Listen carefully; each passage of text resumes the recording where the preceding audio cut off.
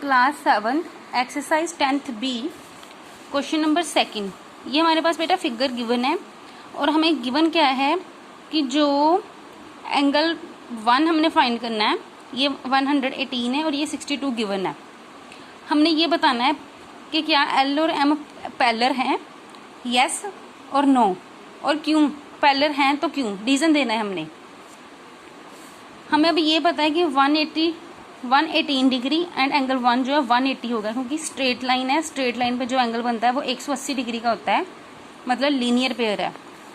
मैंने लिखा है यहाँ पे लीनियर पेयर।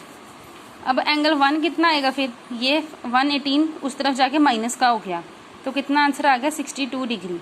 एंगल 1 कितना आ गया 62 डिग्री। ये भी 62 के पहले से गिवन था, दोनों इक्वल आ रहे हैं। और कौन से एंगल होते हैं जो ऐसे करके बनते हैं, ये वाले corresponding.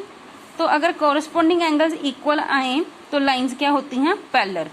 Therefore L equal parallel to M. क्यों, रीजन दे रही हूँ, because corresponding angles are equal. इसके बाद थर्ड क्वेश्चन का ए एंड बी पार्ट जो है वो उसमें आप खुद करोगे। उसमें कॉरस्पॉन्डिंग एंगल और अल्टरनेट एंगल्स बन रहे हैं, और हमें ये पता है कि ये दोनों तरह के एंगल्स जो हैं वो इक्वल होते हैं हमेशा। तो मैं आपको उसका थर्ड पार्ट करा रही हूँ, थर्ड का सी पार्ट।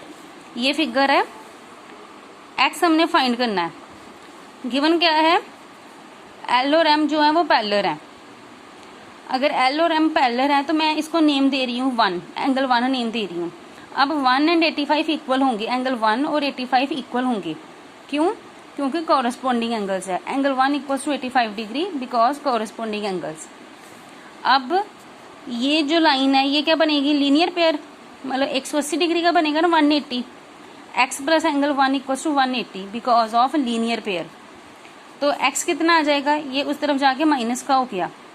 1 की वैल्यू पुट कर देनी एंगल 1 की। 1 को 1 नहीं रहने देना, 179 मत लिख देना, मैंने नेम दिया है उसको एंगल 1। तो 180 में से 85 माइनस करके आंसर आ जाएगा 95। तो ये मेरे पास थर्ड का सी पार्ट हो गया। इसके बाद फोर्थ क्वेश्चन जो है वो आपके लिए आपकी नॉलेज चेकिंग का है कि आपको एंगल्स का पता चला है कि नहीं। हमें बस ये दिया हुआ है कि एंगल 1 जो है वो मेरे पास 71 डिग्री है। बाकी मैंने सारे के सारे एंगल फाइंड करने हैं। होगा कैसे, कॉरस्पॉन्डिंग एंगल्स, वर्टिकल एंगल्स और अल्टरनेट एंगल्स की हेल्प से। गिवन है कि दो लाइंस जो हैं दोनों पैरेलल है और एंगल 1 कितना है 71 डिग्री।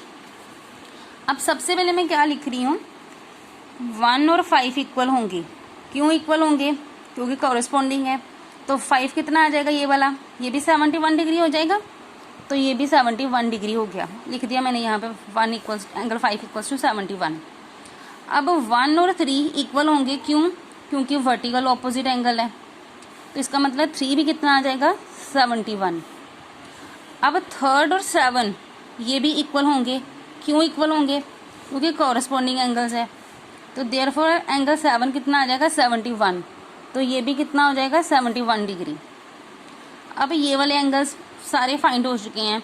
मैंने फिर लिख दिया है कि 5 और 7 कॉरस्पॉन्डिंग वर्टिकल ऑपोजिट है, तो 571 आ जाएगा। वो मैंने पहले भी वैसे फाइंड कर लिया हुआ है। अब बारी आई बाकी एंगल्स की।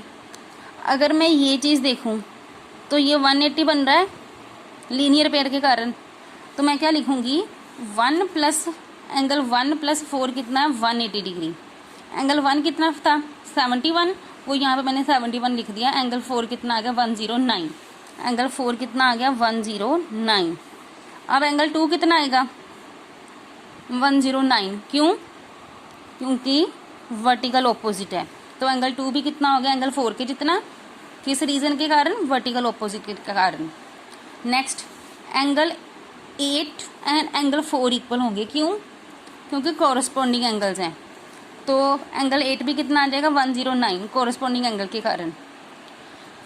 एंगल 6 और एंगल 2 भी इक्वल होंगे। क्यों, फिर सेम रीज़न, कॉरस्पॉन्डिंग एंगल्स के कारण।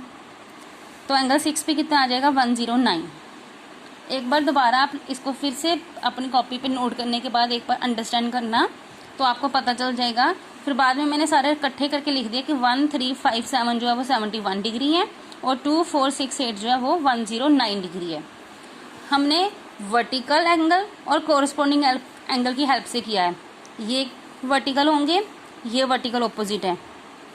ये वाले वर्टिकल ऑपोजिट है, ये वाले वर्टिकल ऑपोजिट है, ये और ये कॉरस्पॉन्डिंग है, ये और ये कॉरस्पॉन्डिंग है, ऐसे, ठीक है।